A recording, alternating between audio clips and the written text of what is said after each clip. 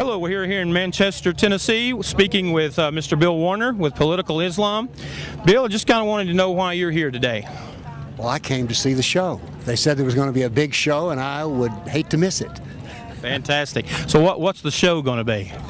Well, supposedly we have law enforcement here and Department of Justice who is going to explain to us how we should treat, in particular, Muslims, I think, is what they're going to explain it all to us, what civil rights they have and how they've been violated. So I want to know how to treat people right, so I'm going to let them educate me. Well, fantastic. And does this have anything to do with Sharia compliance? Well, I think it does. Okay. How would that relate? Well, we do have to know that in the United Nations there's something called the OIC, Organization of Islamic Cooperation, and they've been pushing very hard to make Sharia blasphemy and Sharia slander laws apply to everybody, and so that's a little troublesome. Is that the defamation of political law that the United Nations is pushing? Well, what the OIC is the most powerful group lobbyist within, I guess you call it political lobbying group within the United Nations, and their key thing is that we respect Sharia law. So they don't care if you're a Muslim or not, as long as you simply obey the Sharia speech laws. Okay. What do you think we're going to expect to see inside the building tonight? What kind of environment is it going to be in there, do you think? Well, we have 500 chairs set up, so they're expecting a lot of people. There are. And of course, what's interesting about that was originally they were just going to put up 100 chairs. And so talk radio has been on fire with this for a while, because some of the ways that the Department of Justice person put it seemed to be a little bit like, look, we can pop you pretty hard for what you put on Facebook. What's important is that the week before, when the soldier was killed on the streets of London, the British started arresting people who posted things on Facebook they didn't like. Wow. So what we seem to be working towards here in the United States is like, well, they're going to warn us, I think, tonight what we can put on Facebook and not about Islam or Muslims. Okay, Mr. Killian with the Department of Justice keeps mentioning the civil rights federal laws. Are you familiar with those? I'm sure I don't, but I've made the observation. And by the way, I was part of civil rights movement in the 60s. But I'll make the observation that civil rights now means that that's what a minority can take away from the majority. I think we're arriving at the point where the majority of Americans no longer really have civil rights. Wow.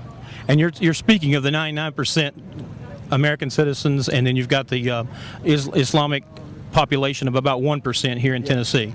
But the way we're currently handling all social problems, if you're the minority, then you're right. We don't even need to discuss it further. Why do you think that the Department of Justice and the FBI has leaned toward giving preferential treatment to the civil rights of Islam? Well, I think it's pretty clear. We have President Hussein and his vice regent, Holder, and they're shaping the entire Department of Justice. That includes FBI and all the AGs. So this does not arise out of nothing. We have to understand, why are these people here? I mean, what's going on in this town that's so important that you'll bring in special agents and Department of Justice people? This is a small town. So in my opinion, this is a lesson to be taught to the citizens. So you think there's a bigger picture that we're not seeing, that maybe this will spread throughout the rest of the nation? If we can make it here, we can make it anywhere? Well, we do know this, that they expected a very simple party. And I don't think that, my hope is this, is that the Department of or perhaps the Department of Injustice will turn around and look, let's not push so hard on this in this way, because I don't think that anybody likes to open up emails and stuff and read about themselves being portrayed in the way that these people are. So my hope is that we can show enough public strength that they'll realize, this is not fun fooling with these people. So let's try another approach. Okay. I have also, in touching on the social post, I am very familiar with your June 6th agenda of the Speak Your Islam Day. Can you tell us a little bit about that? Well, this was put together by a friend of mine on the West Coast in response to the censorship and arrest of people who spoke their mind in England. And so he said, let's make June 6th. And what happened on June 6th? This was Omaha Beach, the invasion of Europe. So this is on June 6th. He wants to Speak Your Mind to Islam Day. That is, they're telling us in here, hey, you need to be careful, boys. You need to be careful. And we're going, nyeh. We'll show you, careful. Actually, I think what ought to be done is that everybody, since the Department of Justice and FBI shows so much interest in Islamic humor, anybody who has anything to say about Islam that they think is remotely humor, I think they probably ought to send it to the FBI and DOJ. They could create an entire department of joke analysis, you know? I mean, think of the jobs that could be gotten here. Is there something I don't know about the humor inside the political Islam that I don't understand? Looking at it from the outside, I'm looking at our posts on. Most people would just laugh, but this enrages political Islam. Why is that? Well, because of Sharia law. What did we had before? We had the, quote, Muhammad bombhead cartoons. Cities were burned, people died, because Islam does not believe in freedom of thought, freedom of expression. I mean, they're explicitly forbidden.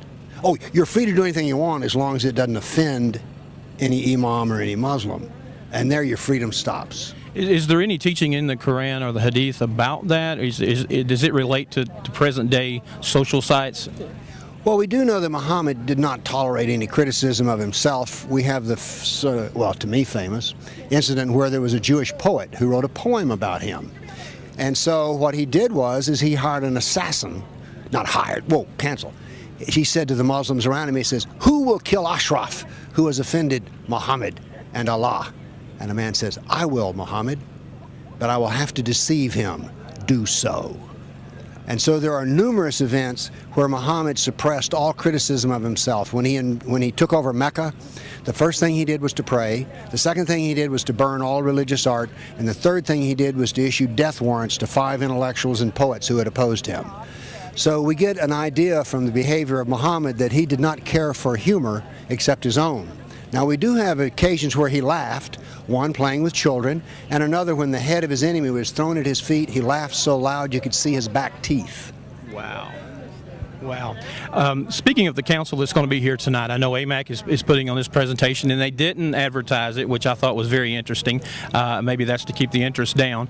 But what do you think will be going through the minds of the council in here? I saw about 5 or 6 seats in there. What are they going to be thinking when they face this crowd, do you think?